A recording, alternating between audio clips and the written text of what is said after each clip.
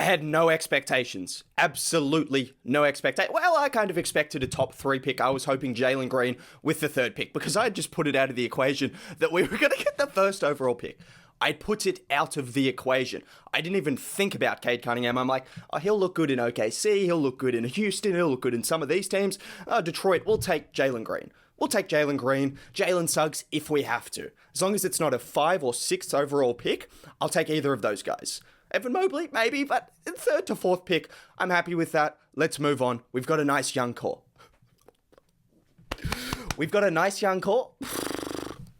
Had to bring him out. Just take a second. This is supposed to be Shai Gilgeous-Alexander, supersized? That's what I'm hearing from Kevin O'Connor. I don't watch a ton of college basketball. I know this guy is one of the best prospects we've had in years. I know he's already a 20-point per game scorer waiting to come into the NBA. I know he's already can be an elite defender. I know he's already got size. I know he can shoot the ball. I know he can pass. I know he can take over games. That's exactly what we need. People don't understand. This team is already solid.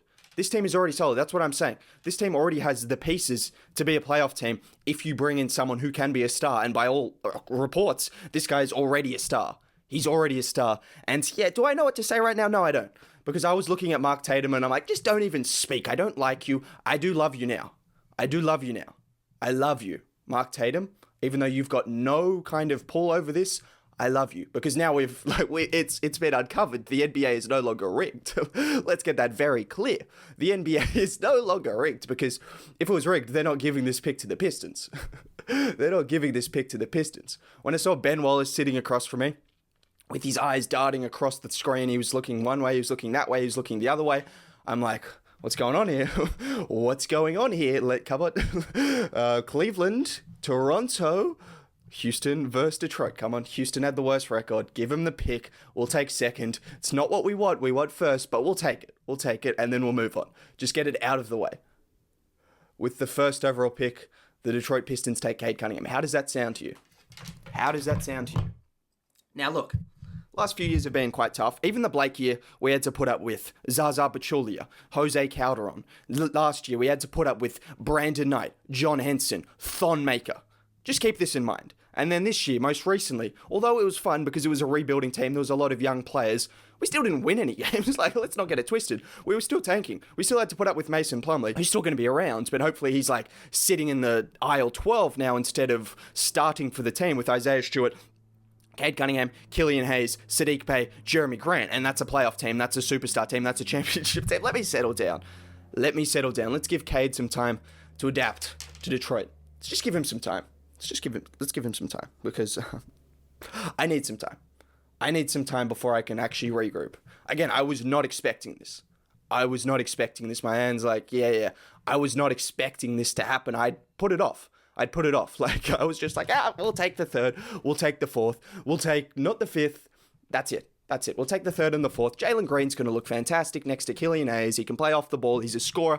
Now we've got Cade Cunningham and Killian Hayes. And people are wondering, will Killian and Cade mesh? I don't care, because they will. Because Killian can play off the ball. Because Cade can play off the ball. Because they're both going to be elite. They're both going to be able to defend. They're both going to be able to shoot. They're both going to be able to pass. They're both going to be able to close games. We're all going to be able to win. We're all going to be able to win and make the playoffs. I'll make a video about that at another time. Well, let's not get too carried away, but the playoffs will be happening. That's a sure thing. If Cade Cunningham is who everyone says he is, which I hope he is, because we're selecting him with the 1st overall pick, unless they pick Evan Mobley. No, that's not happening. They're picking Cade Cunningham. They're picking... What just happened? Sorry, I'm too close. I haven't even had a shout, but don't need to reveal that. What just happened? Is this real? Are we in a matrix? Are we in a different kind of time frame? Am I dreaming? Is this me and you? Are we seeing each other right now? I don't think so. Holy Lord have mercy. I don't know what to say. What do I say right now? It's just silence. Just appreciate the silence. I don't know. Normally I have enough words to say, but right now, I was going to live stream this. And I'm like, Well, my internet sucks. That's mainly the reason. There's nothing else. My internet just sucks. So it would have been a miserable process for everyone. But sitting here in my room, it's 10:30, 11 now over here, 11 o'clock. Western Conference Finals, right? I don't care. You don't care. We don't care. No one cares. Western Conference Finals, who needs it? Who needs it? Eastern Conference Finals? Yeah, we need that. That's what we're getting. But all I'm going to say is the Pistons have the best young core in the league. You've got Troy Weaver, who's making moves. He made moves with not as much. He turned this team from nothing into something in 1 year. Troy Weaver. Put some respect on his name. My GM of the year. James Jones did a fantastic job as well, so he deserves credit. So did the Hawks GM. There's a lot of GMs that did a fantastic job, but my GM of the year because he is my general manager. And Troy Weaver, what he was able to do. Killian Hayes, he didn't miss on that pick. He's going to be great. He looked great towards the end of the season. Saddiq Bey, if there's a hit in the draft, that's a hit. That's a first-team all-rookie at the 19th pick. That's someone who's going to be, at the very least, a 15-point-per-game scorer who can play defense, who stretches the floor, and is going to be an elite shooter. At the very least. That's at the least. Let's get that straight. Isaiah Stewart, he stretches the floor. He blocks shots. He's got a high motor. He's Ben Wallace with a jump shot. Let's not get carried away. But he's going to be a steal. 16th pick. Looks like the best center in the draft. Is going to be one of the best centers alongside a Kongwu and those guys. He's going to be great. Even Saban Lee, second round pick. Picked him up. Did fantastically. Frank Jackson. You name it. Josh Jackson. The Jackson brothers. It doesn't matter. The Jackson twins. All of these were great moves. He hasn't missed so far, and now you're giving him the number one pick? I mean, it's not really something you can miss because it's just one player you're picking, but don't give Troy this power. You don't know what you've done right now. I know people weren't paying attention to the Pistons last year as they were quickly turning over this roster and quickly turning this team into one of the best young cores in the league. No one was paying attention to that. But they're going to pay attention when they see Saddiq Bey dropping 20 a night, when they see Cade Cunningham, when they see Killian Hayes dropping backwards, behind the legs, through the legs, dimes. Isaiah Stewart blocking 4 shots a night.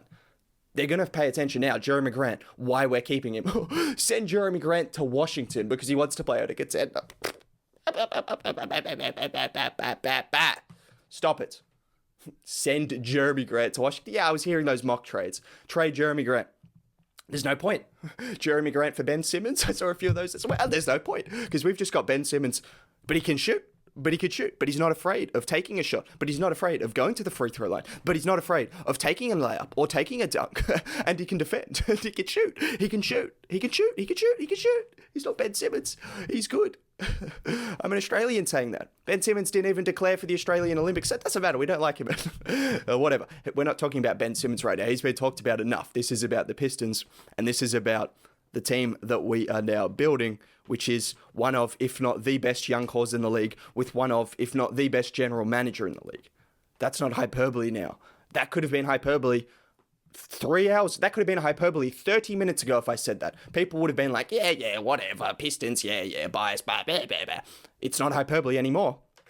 It's not hyperbole anymore because right now, when you look at Cade Cunningham, when you look at Killian Hayes, when you look at Saddiq Bey, Jeremy Grant, Isaiah Stewart, you look at a team that is just going to be great.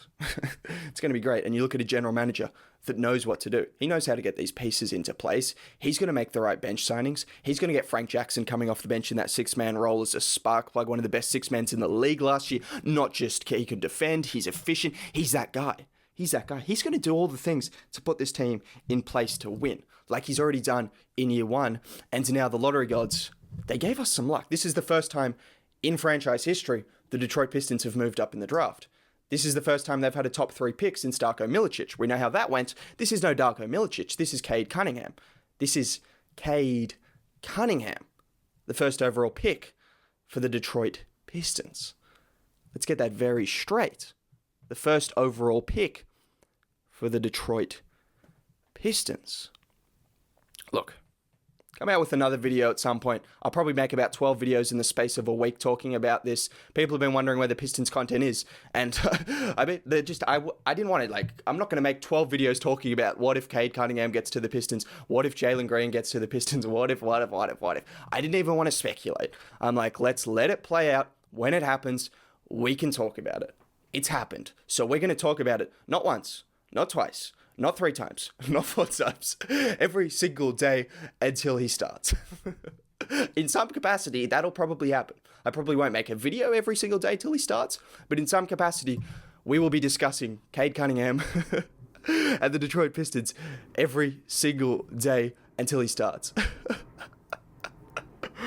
Whoa, as I said, I will be easier to understand. I will be less rabbled things in a week or so. In a week, give it a month, give it a year, give it 2 years. If he turns out to be the player he is, I don't think I'll ever be less rabbled than this, because we'll be witnessing Cade Cunningham on our team, and we'll be witnessing the best young core in NBA history. Let me stop.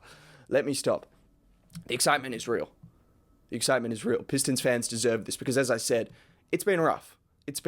Last year was the best year in like 10 years. That says something. Last year was the best year in like 10 years or whatever, like in a fair bit of time. And that was a team that finished the second worst record. That says something. And that's not me saying, that's everyone saying. Everyone agreed last year was probably the most fun watching the Pistons in like 10 years, in a long time. And that was with the second worst record. That's how dire it has been. That is how dire it has been. We were just happy to see, guys, as my card is now full, so let me not even go any further. We've got Cade Cunningham. I'll discuss it again at another time. For now, just celebrate.